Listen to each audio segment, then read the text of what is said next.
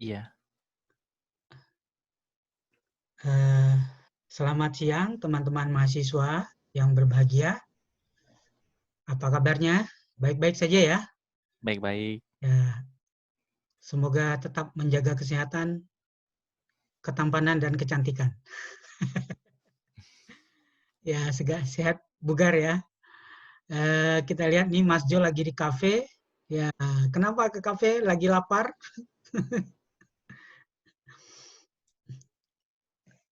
Tidak ada suaranya. Masih belum makan. Oh, belum makan. Oh, Saya lagi lapar.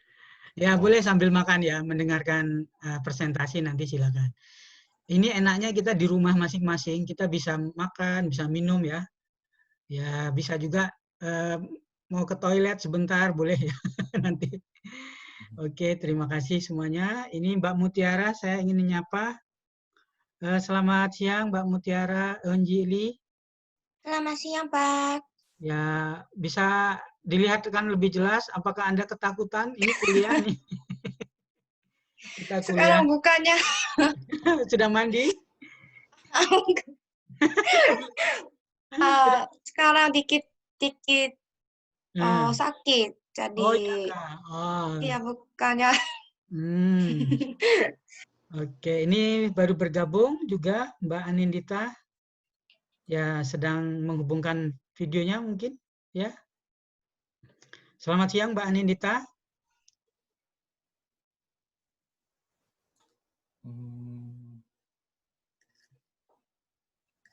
Halo, ya Mbak Anin juga nih sedang memakai apa lipstiknya mungkin ya. Oke, ya. Hari ini kita adalah sudah masuk ya pertemuan ke-14, pertemuan terakhir. Mata kuliah kita, mata kuliah Advance Malay Indonesian Media. Fokus kita memang berbicara tentang media. Ya, media itu ya banyak sekali ya.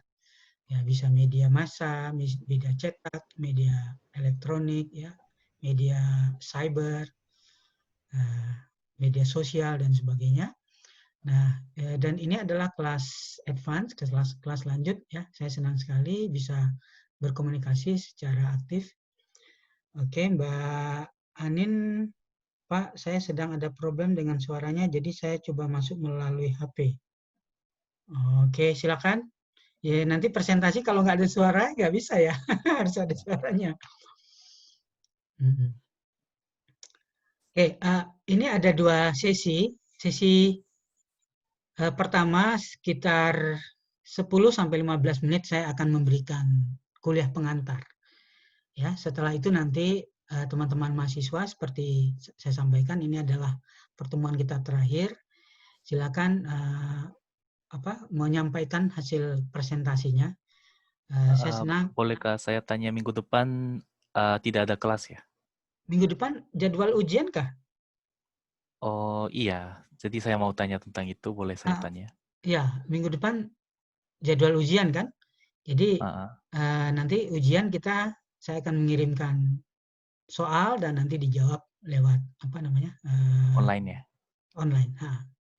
Kirim ke Google Form.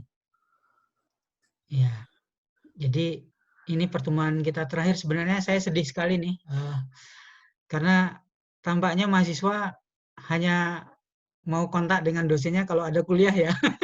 Padahal saya senang sekali kalau mahasiswa itu say hello ya, apa kabar ya, sedang di mana ya, hubungan yang baik ya antara kita. Jadi sebenarnya Hankook University of Foreign Studies dengan program studi Indonesian Malay Translation and Interpretation ini, jurusan penerjemahan dan kejurubahasaan ya Melayu Indonesia, ini sebenarnya kan bicara hubungan antar negara dan bangsa ya. Ya, Indonesia mengerti tentang Korea dan Korea mengerti tentang Indonesia. Terutama mahasiswanya dari HOFS ini ya memahami betul tentang Indonesia karena Indonesia adalah prospek ke depan ya kan. Jadi kalian lulus dari sini ya diharapkan sebenarnya bisa menjadi kader ya Korea yang membina hubungan baik dengan Indonesia. Ya, itu bisa bekerja di bidang apa saja, bisa di bidang ekonomi, ya kan, bisnis, perdagangan, bisa di bidang diplomasi, politik, ya kan, pariwisata, dan sebagainya. Nanti saya akan sampaikan itu, dan saya akan ulas apa saja yang sudah dibangun selama ini antara Indonesia dan Korea dan Indonesia ya. Ya, oke. Jadi saya berharap sebenarnya ke depan ya, terutama mahasiswa yang tingkat lanjut ini bisa berkomunikasi dengan dosen-dosennya di Indonesia. Ya, ke depan saya akan membuat kuliah ya. Kuliah nanti kalian boleh join ya secara free dari Indonesia, bisa Zoom atau Webex nanti. Tidak hanya mahasiswa yang ada di kelas ini ya, tapi siapa saja boleh join di kelas saya. Ya, di kelas saya ya bertemu dengan Pak Arimi, Pak Sailal ya, bisa mendapatkan pengetahuan sedikit banyak kan. Nah, bisa join in, dan saya akan caranya bagaimana itu yang penting, bagaimana kalian bisa tahu informasi itu. Ya, ini yang sebenarnya yang saya pikirkan, apakah dikirimkan posternya, flyernya ke email atau seperti apa ya, saya belum tahu. Nah, tapi ke depan karena sekarang ini ada hikmah, ada lesson learn, COVID-19 ini membuat semua orang di sekolah atau perguruan tinggi jadi terbiasa dengan kuliah online, kuliah real time, Webex, Google Meet, Zoom dan sebagainya ya. Ya, jadi ada keuntungannya sehingga kita mudah terhubung tanpa saya harus pergi ke Korea. Jadi saya bisa memberikan kuliah di Jogja. Nah, siapa yang ada waktu ingin bisa join, mau ketemu saya bisa join ya, nanti kuliah itu saya akan berikan kuliah-kuliah secara gratis ya dari Indonesia. Ya, saya senang bisa terhubung selalu dengan teman-teman mahasiswa ke depannya. Oke, itu mungkin ingin saya sampaikan satu poin. Ini Mbak Anindita tadi ada kesulitan, sekarang sudah masuk. Saya ingin sapa dulu. Mbak Anindita. Iya, saya sudah masuk. Iya. Sehat? Ya, baru bangun tidur ini? Ya, saya. Tapi saya sehat. ini ya, sudah buat presentasi ya? Tidak. Tidak baru bangun tidur? Oke, syukurlah. Iya, tidak. Ya, oke, saya akan bagikan slide dulu. Tapi Pak. Oke, Mbak. Bapak. Ya. Oke. Kita harus menyiapkan PPT juga atau tidak usah? Ya, sebaiknya menggunakan PPT. Nah, sebaiknya ya. Ya, Pak, saya siapkan informasi saja agar saya bisa presentasinya dengan percakapan saya, boleh juga ya? Boleh. Ya. Boleh. Ya, kalau PPT kan kita jadi terstruktur ya. Lebih terstruktur ingin menyampaikan, sistematis. Nah, tapi kalau bisa secara lisan, presentasinya bisa hanya berbicara. Lisan, boleh. Ya, iya, bisa. Ya, saya sebenarnya kalau kuliah di UGM lebih banyak tanpa PPT ya, karena ilmu linguistik udah di kepala saya sebagian. jadi mahasiswa itu harus ngikuti. Jadi kalau PPT dia hanya berharap PPT-nya, kopiannya Pak, kopiannya, tidak dengarin saya. Tapi kalau saya kuliah, ya tanpa PPT mereka harus dengar saya. Ya, seperti itu. Oke, ini saya akan share.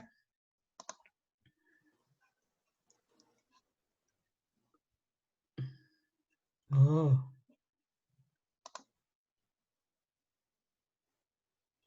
Loh, mana sih?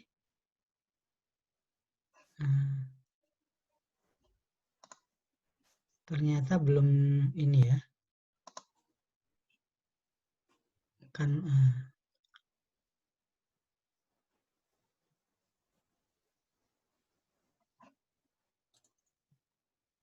ya, cuaca sekarang sudah mulai panas ya. Saya mulai keringat sekarang nih. Keluar keringat. Padahal di dalam ruangan.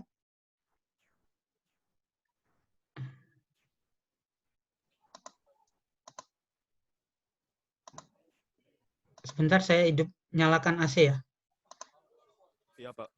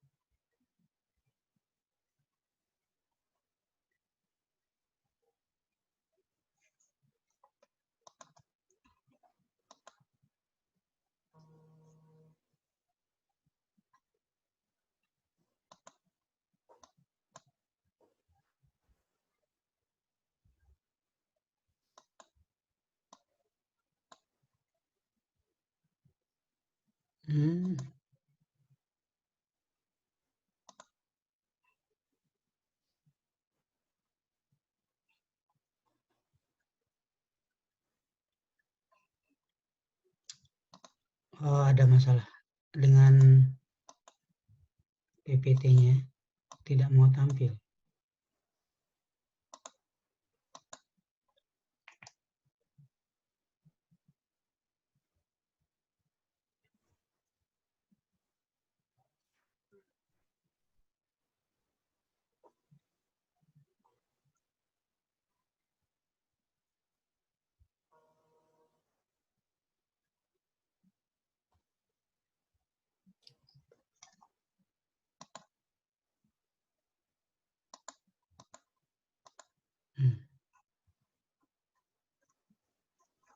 Oke, ya kecil saja.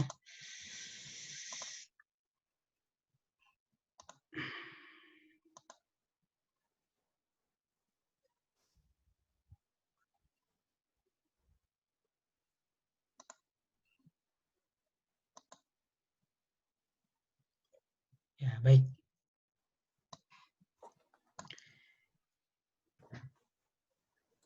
Ini kebetulan filenya tidak bisa saya perbesar. Saya sudah coba tadi. Ya, kecil saja ya. Nggak apa-apa ya. Ya, ada dua file nanti yang akan saya tayangkan. Nah, yang pertama ini kita kan sudah tahu bahwa hubungan Indonesia-Korea itu sudah sangat lama ya. Sudah terjalin dengan sangat baik. Beberapa kerjasama sudah disepakati antar kedua negara, dan kalian yang belajar bahasa Indonesia tentu adalah utusan negara ya, special envoy dari Korea yang bisa membantu hubungan itu, hubungan antar negara ini. Ya, kalian sudah banyak belajar tentang Indonesia, berapa jumlah penduduknya ya, 270 juta, luasnya berapa ribu pulau, dari Sabang sampai Merauke, apa saja potensinya, dan sebagainya sudah paham. Maka dari itu sebenarnya hubungan antara Indonesia dan Korea itu kita harus mengambil keuntungan, sama-sama saling mengambil keuntungan. Ya, bekerja sama dengan baik, berteman. Nah, itu kan sebenarnya di sini esensinya. Bersahabat, berteman, ya saling menguntungkan antara dua pihak, antara Indonesia dan Korea, antara Korea dan Indonesia. Jadi lulusan HUFS itu memiliki peluang besar untuk ikut andil dalam kerjasama antar Indonesia dan Korea. Ya, materi ini tentunya hanya bisa disampaikan ketika sudah tingkat lanjut lah ya, hampir lulus ya gitu ya kan. Ya, walaupun di tingkat menengah sudah mengetahui bagaimana hubungan Indonesia-Korea itu. Nah, prospek lulusan HUFS itu bisa bekerja dalam hubungan kerjasama ini antara lain ya teman-teman bisa lebih dari ini menjelaskan. Yang pertama bidang akademik, ya, kemudian bidang ekonomi, bisnis, kemudian bidang politik dan diplomasi dan pariwisata. Nah, kalau bidang akademik itu kerjasama misalnya antara universitas. Sebenarnya banyak lagi ya kerjasama ini, tidak hanya ini. Ini yang saya tahu sih, UGM dengan HOFS dengan BUFS, Busan, ya. Tetapi ada teman saya yang berada di Daegu, itu di universitas kaitan dengan teknik ya, juga ada hubungan dengan ITB ya, karena di luar universitas saya belum mendapatkan datanya sebenarnya, dengan ITB Institut Teknologi Bandung ya, dengan ITS Institut Teknologi Surabaya, itu dengan KAIS ya di Korea dan sebagainya. Nah, ada hubungan kerjasama. Nah, kalau HOFS dengan UGM itu seperti pertukaran mahasiswa, pertukaran dosen, ya, dan juga kolaborasi riset gitu. Nah, jadi kerjasama ini berkaitan dengan hubungan membina mahasiswa agar bisa berbahasa Indonesia, Melayu ya, dan juga dengan Malaysia tentunya di kawasan Asia Tenggara tentunya itu sudah pasti ya. Nah, kemudian kerjasama di bidang ekonomi atau bisnis. Nah, ini yang paling banyak di sini nanti sebenarnya. Membuka pusat promosi untuk perdagangan, investasi di Indonesia atau di Korea ya. Kita tahu produk-produk Korea lebih banyak mendominasi di Korea ya, karena produk teknologi Korea lebih maju, sementara Indonesia itu berkaitan dengan pertanian ya, perikanan dan juga bidang-bidang yang lainnya ya. Nah, misalnya di Indonesia itu ada mobil Hyundai, Kia ya kan, Daewoo, ada Lotte, ada Samsung, ya ada macam-macam, ada ratusan ya, ada ratusan, dan ada daftarnya pernah saya lihat ya daftarnya itu. Nah, siapa tahu nanti mahasiswa di sini ada yang megang bisa tayangkan kembali. Ya, kemudian menyelenggarakan pembangunan proyek-proyek industri. Nah, sekarang ini ada proyek yang aktual yaitu pemindahan ibu kota Republik Indonesia dari Jakarta ke mana? Ke Kalimantan Timur. Nah, Korea itu mempunyai andil dalam membuat master plan karena punya pengalaman memindahkan ibu kotanya ke Sejong itu kan, berkaitan dengan pemerintahan. Tapi pusat industri dan perdagangannya ya tetap ya di Seoul ya katanya ya. Nah, Jakarta nanti akan seperti itu, pusat pemerintahannya pindah ke Kalimantan, tapi industri dan sebagainya, perdagangannya itu Jakarta masih tempat yang baik ya karena representatif. Oke, pengalaman Korea dalam membangun ibu kota ini mendapatkan tempat di dalam pembangunan pemindahan ibu kota di Republik Indonesia. Jadi Indonesia dan Korea bekerja sama untuk proyek itu ya. Jadi saling menguntungkan. Nah, kemudian di bidang politik dan diplomasi kita tahu ya bahwa ada kedutaan besar Republik Indonesia di Seoul, Yodongpo, dan juga ada kedutaan besar Republik Korea di Jakarta, dan ada pusatnya di Kuningan itu ya. Saya sudah pernah ke sana lihat ya. Dan di situ banyak orang-orang Korea yang bekerja tentu saja yang bisa berbahasa Indonesia. Jadi yang tertarik di bidang diplomasi atau politik ya memang chance-nya tidak banyak karena lowongannya tidak besar ya, tetapi tetap selalu ada. Dan juga di KBRI di Yodongpo di Seoul ya. Jadi ada orang Korea yang bekerja di situ, dan juga di sentra-sentra industri di Indonesia di Seoul seperti Bank Nasional Indonesia, BNI, itu juga ada orang Korea yang bekerja di Bank Indonesia. Dan sebaliknya ya, Bank Wori ada juga orang Indonesia yang bekerja di Bank Korea ya di Jakarta seperti itu. Karena membutuhkan informasi yang tepat, sehingga harus ada penerjemah-penerjemah di dalam industri itu kan. Ya. Nah, kemudian kerjasama yang lain di bidang pariwisata. Kita tahu bahwa industri pariwisata baik di Indonesia dan Korea itu sangat berkembang pesat. Banyak juga di antara alumni yang bekerja di bidang pariwisata, saya lihat ya. Saya pernah interview juga ya mahasiswa yang mau bekerja di pariwisata di Korea ya. Ya di biro perjalanan, biro pariwisata di Korea. Jadi bisa melayani turis-turis dari Indonesia di Korea ya. Ya melihat Gyeongbokgung dan sebagainya. Ya banyak sekali, dan juga pergi ke Indonesia, pergi ke Borobudur, ya Bali dan sebagainya. Ya. Nah, oke, berikutnya saya ingin jelaskan lebih lanjut mengenai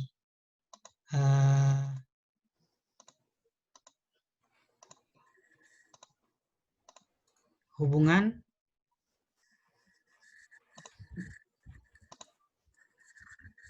Indonesia dan Korea lebih lanjut, terutama nanti sorotannya ke bidang ekonomi.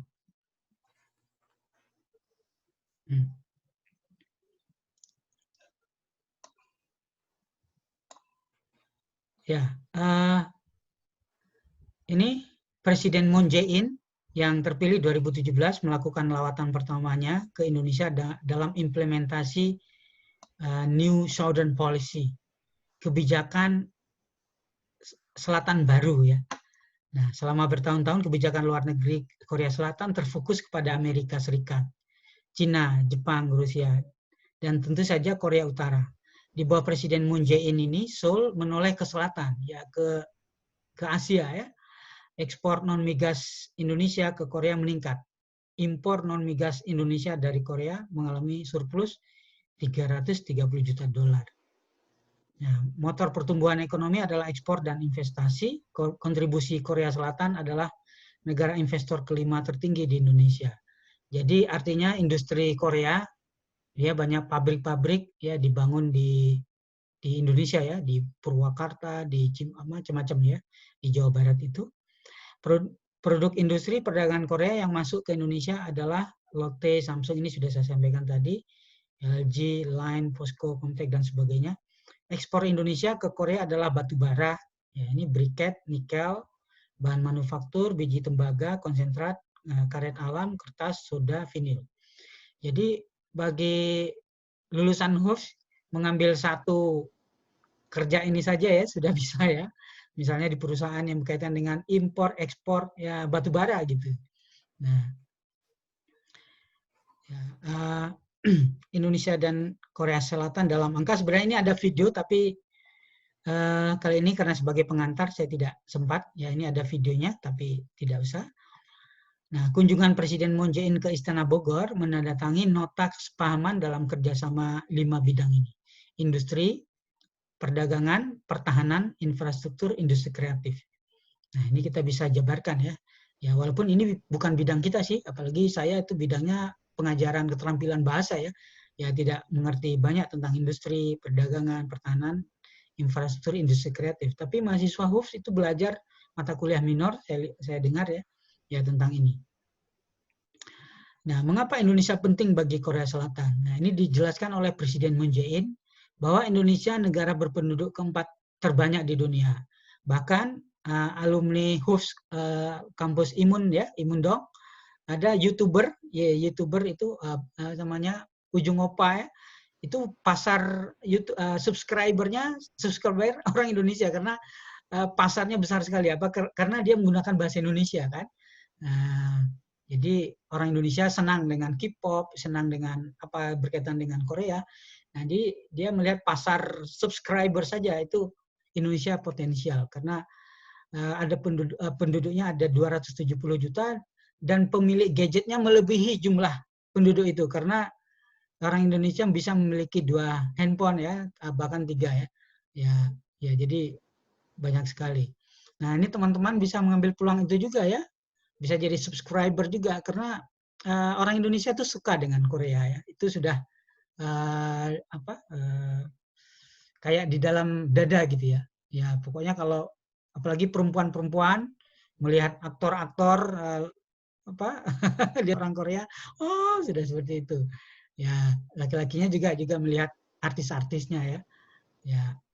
Ya ada Blackpink, BTS dan sebagainya itu. Dan juga film-film drakornya itu orang remaja-remaja itu hafal ya. Sampai ya itu. Indonesia memiliki beragam suku dan bahasa yang merupakan satu kesatuan. Rasio pertumbuhan ekonomi Indonesia itu stabil hingga 5%. Pilar terpenting hubungan Indonesia Korsel adalah masyarakat. Nah, ini masyarakat ini kita pegang ya. Masyarakat Korsel menyukai alam, kebudayaan dan makanan Indonesia hingga rata-rata 350.000 orang Korea berkunjung ke Indonesia setiap tahun. Ini potensi ya. Ya. Apalagi seperti kita nih yang hubungannya sudah kenal, ya sudah dekat, akrab, ya hubungannya baik. Ya tentu bisa membawa orang lebih banyak lagi. Masyarakat Indonesia menyukai budaya Korea, ya ini yang disebut Hallyu seperti drama Korea dan K-pop. Oke, apa itu kebijakan politik Korea New Southern Policy? Nah ini ya, Presiden Moon Jae-in mengatakan ASEAN sangat penting di kancah internasional. ASEAN ini terdiri atas 10 negara ya, termasuk Indonesia, Malaysia di dalamnya. Tujuan kebijakan baru New Southern Policy yang dideklarasikan di Jakarta November 2017 adalah membangun kemitraan, kesejahteraan bersama, dan perdamaian dengan memperluas hubungan Korea ASEAN. Oke. Ya, Indonesia berperan penting memimpin proses pendirian dan pengintegrasian ASEAN ini. Oke, dan ini kerjasama itu dikonkretkan oleh menteri-menteri setelah presiden ya antara Jokowi dan Moon Jae-in, kemudian menterinya. Nah, di sini Menteri Luar Negeri Retno, ya LP Marsudi. Di sini ada Mbak Retno juga nggak ya? Ya, kemudian Menteri Luar Negeri Kang Kyung-hwa. Ya, ini mengkonkretkan hubungan itu ya. Nah, ini dengan adanya kenaikan sebesar 15%. Ya, nilai perdagangan antara kedua negara. Nah, ini bentuk suasana keakraban ya kita lihat ya presidennya saling mengunjungi ya hubungan yang sangat mesra ya. Ya, ini kita lihat Pak Jokowi membelikan batik kepada Pak Moon Jae-in ya. Ya, mereka sangat akrab sekali terus minuman di street food. Nah, ini ya di Jakarta. Ya, kita lihat juga ini YouTuber Korea. Ini namanya siapa ya? Yang ini Yuna mungkin ya. Nah, ini Korea Remit. Nah, oke. Kalau Korea Remit ini bahasa Indonesianya sudah medok Jowo ya, karena dia lama di Surabaya. Oke. Nah, itu pengantar dari saya pada prinsipnya yang ingin saya sampaikan adalah bahwa hubungan Indonesia dan Korea itu sudah berlangsung lama dan baik, ya berkaitan dengan industri, perdagangan, ya juga politik, ya. Jadi kita ingin memperkuat hubungan itu kan, dan kalian sebagai kader dari lulusan nanti HUFS itu ya bisa masuk di dalam hubungan kerjasama antar dua negara. Mungkin itu pembukaan dari saya. Nah sekarang boleh kalau ada pertanyaan ya, sesi tanya jawab, silakan.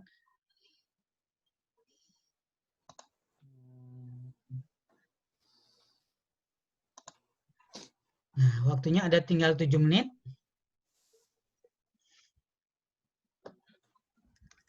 Nah, kalau tidak ada pertanyaan, karena waktu terus berjalan, ya boleh presentasi siapa dulu. Nanti di sesi kedua akan lebih banyak lagi lah, ya. Ya, karena ini tadi kita banyak basa-basi di awal ya, ada prolognya. Boleh saya presentasi dulu? Oh, oke. Ya, Mas Yosef selalu pertama ya. Oke. Ya. Baik, ya.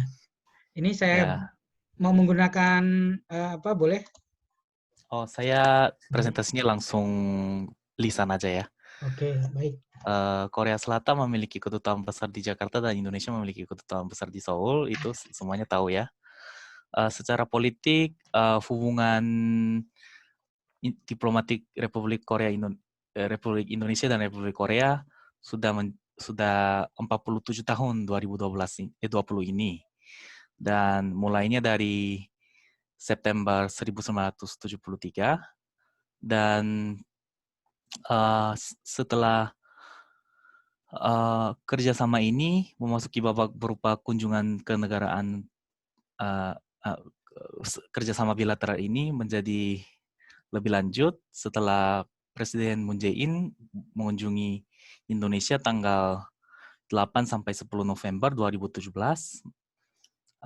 Di situ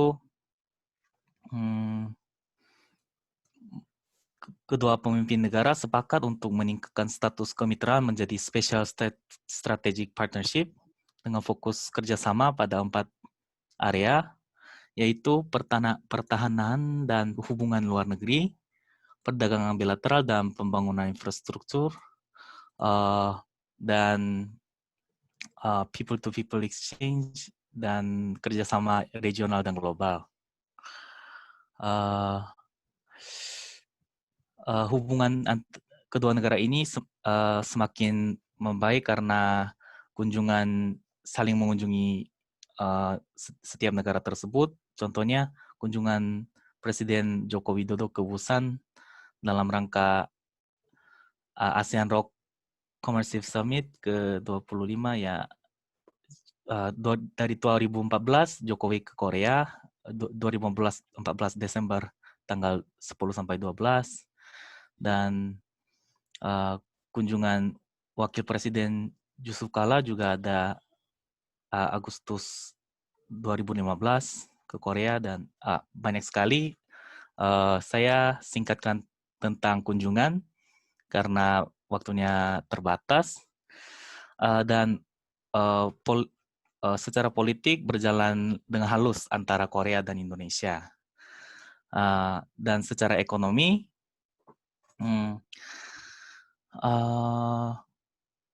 karena ada itu kebijakan Selatan baru, Korea Selatan merupakan salah satu negara sumber investasi yang strategis bagi Indonesia, dan hal tersebut juga didukung dengan statistik Indonesia, yaitu selama periode tahun 2012 sampai periode 2018, Korea menduduki urutan keempat dari 144 negara penyumbang investasi asing langsung. Jadi di hubungan antara dua negara dalam ekonomi sangat bagus ya, dan beberapa produk Indonesia yang permintaannya meningkat adalah permintaan dari Korea meningkat, ada produk kayu, minyak nabati, alas kaki, dan produk setengah jadi dari besi baja, dan ada produk-produk seperti makanan olahan, produk perikanan, kopi, ya banyak sekali produk-produk yang diimpor ekspor antar dua negara. Dan sosial budaya, ada banyak kerjasama di bidang pariwisata. Indonesia dan Korea, kedua negaranya semuanya berpotensi tinggi dalam bidang pariwisata. Contohnya di Republik Korea, dalam tahun 2018 ada kunjungan orang sebanyak 15 juta, bukan hanya dari Indonesia, tetapi ini jumlahnya dari internasional ya. Contohnya Jepang, Taiwan, dan Hong Kong segala termasuk. Dan kalau di Indonesia, tahun 2018 juga sekitar 15 juta orang dari negara lain datang ke Indonesia. Jadi potensi pariwisata di Indonesia dan Korea dua-duanya bagus, dan untuk wisatawan Korea Selatan yang ke Indonesia pada tahun 2018 adalah 358.000 orang. Dan kalau orang Indonesia yang datang ke Korea Selatan berjumlah 249.000 orang. Dan jumlah pengunjungnya semakin lama semakin meningkat. Jadi, tetapi ini statistik yang lalu dan karena ada corona pada masa sekarang, jadi wisatanya kurang aktif ya. Iya. Dan bidang pendidikan, dari data yang saya cari juga banyak interaksi antara Indonesia dan Korea, termasuk Hanguk University of Foreign Studies dan yang Busan University of Foreign Studies juga ada. Ada program Dharma Siswa dan program beasiswa seni dan budaya Indonesia dan lain-lain. Menurut data November 2019, ada 1.500 orang dari orang Korea ke Indonesia.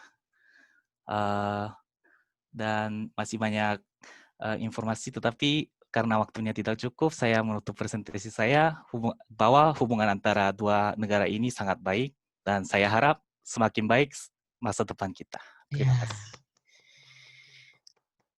Ya, waktu kita beberapa detik lagi nanti kita istirahat ya. Tetapi kalau mau mengisi ada pertanyaan silakan. Ya. Istirahatnya 10 menit ya.